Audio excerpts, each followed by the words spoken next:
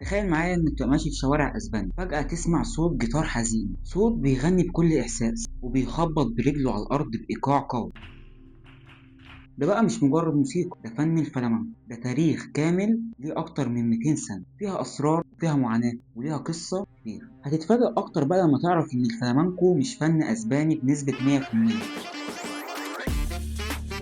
لما هو الفلامنكو مش اسباني. الفلامنكو بدأ منين؟ الفلامنكو ظهر في منطقة الأندلس في جنوب اسبانيا في القرن ال 18، برغم ان كل الناس فاكرة انه اسباني، لكن الحقيقة ان هو ليه جزر عربية وجزر مغربية بسبب التأثير الإسلامي اللي كان في الأندلس ساعتها. اللي عملوا الفلامنكو مش الأسبان العاديين، دول كانوا الغجر الأندلسيين، وهما ناس اتعرضوا للاضطهاد، بدأوا يعبروا عن معاناتهم بالموسيقى والرقص. زمان كانوا بيغنوا من غير آلات، لكن بعدها بدأوا يستخدموا الجيتار والرقص والإيقاع القوي. الغنى في الفلامنكو مش مجرد صوت، ده بيحكي قصة حزينة عن معاناة الناس اللي كانوا موجودين هناك. ازاي بقى الفلامنكو بقى فن عالمي؟ في الأول الفلامنكو كان حاجة عادية بين الغجر والفقراء في أسبانيا، ما كانش فيه حد نهائي بياخده بجدية. لكن في القرن ال 19 بدأ الفلامنكو يظهر على المسرح، وبدأت الناس العالية في اسبانيا تهتم بيه، وبدأ يبقى فيه فرق موسيقية متخصصة في الفلامنكو، والجيتار اللي بيستخدموه اتطور بقى أسرع وأقوى. في القرن العشرين الفلامنكو بقى جزء أساسي من الثقافة الأسبانية الرسمية، والحكومة بدأت تدعمه، ودلوقتي الفلامنكو بقى موجود في كل مكان، وحصل اعتراف اليونسكو كتراث ثقافي غير مؤدي للبشرية. الفلامنكو مش بس بقى فن عالمي، ده بقى بيدخل في مجالات كتيرة من الموسيقى زي الجاز والروك وحتى الموسيقى الإلكترونية. إيه هو بقى سر الإيقاع القوي؟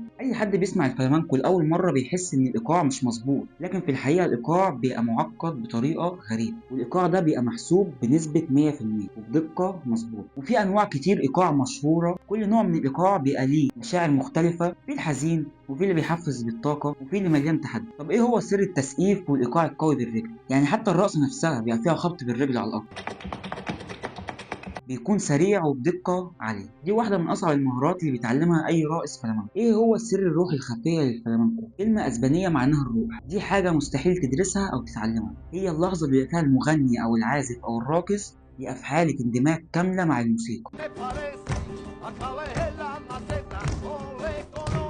في اللحظة دي الجمهور كله بيبقى ساكت مستني يشوف الفن اللي بيحصل. ده هو اللي بيخلي الفلامنكو فن مختلف عن أي فن تاني، هو اللي بيخليك تحس بالموسيقى حتى لو مش فاهم الكلمات. مين بقى هم أشهر عازفين الفلامنكو؟ أول حد معانا باكو دي لوسان، أعظم عازف جيتار فلامنكو في التاريخ، هو اللي طور الجيتار وخلاه في حتة تانية.